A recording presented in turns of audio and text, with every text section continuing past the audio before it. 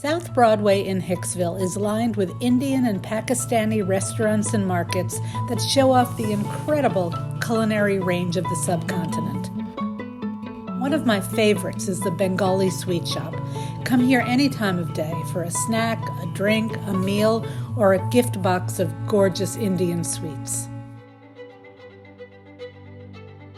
This is a very specific kind of restaurant. I mean, you call yourself a sweet shop. Well, it's very similar to a luncheonette, if you would call it, like the soda shop. And if you go down this way, there is one sweet shop like that, an old-fashioned with the fountain thing. It's right by the Hicksville Sweet Shop. Right. It's one of my favorite restaurants in Hicksville. Raj and Geeta Kumar have owned this shop since 1987, and Raj is right.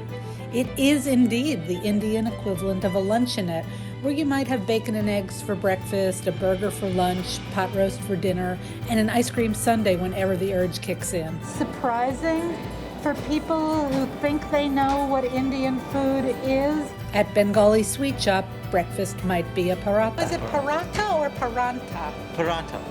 With an N? Yes. Because sometimes I see it without the N. Yes.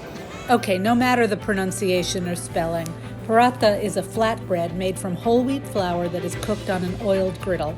They are often stuffed, and at Bengali Sweet Shop, there are 40 varieties stuffed with everything from radish or chickpeas. Here, we're seeing one of the most popular, aloo paratha, stuffed with potato and spices. You have to try this. For lunch, you might have a kaddi roll. What I like about the kaddi rolls as opposed to like a wrap or a burrito is it's not just the whole thing wrapped around. It's wrapped like a spiral, so you get the bread all the way through. Exactly. Dinner might start with dahi puri, which has no equivalent in the Western culinary canon.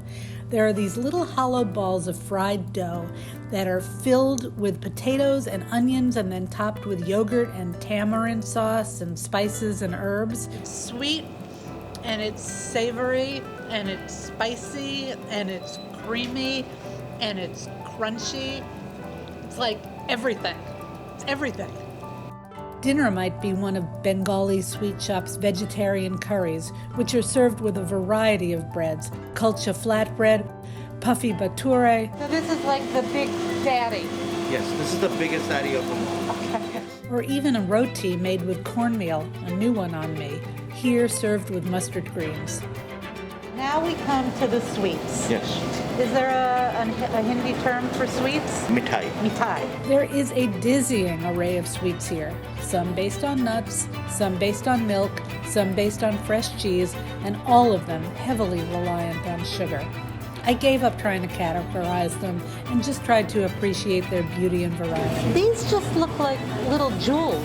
I mean, they're so beautiful. Long ago, I came up with a term to explain my feelings about Indian desserts. Indo-glucophobia. But I think I'm beginning to conquer my fear. Sort of tangy. Very nutty. Super duper sweet. A little chocolate on the bottom. Ricotta cheese. Cashew, coconut, carrot halwa. Oh, I love that. If you want to try the sweets here, I gotta suggest you skip the other stuff. Raj, I feel like I've eaten enough for the whole day or maybe even the whole week. Ready to sleep? We have the sofas right there. Yeah. They're very comfortable. I think I might. You can just lie right there. If only. Maybe when the pandemic is over, I'll take him up on his offer. For now, I'm headed home with a box full of desserts and a vegetable biryani that we didn't even have time to discuss.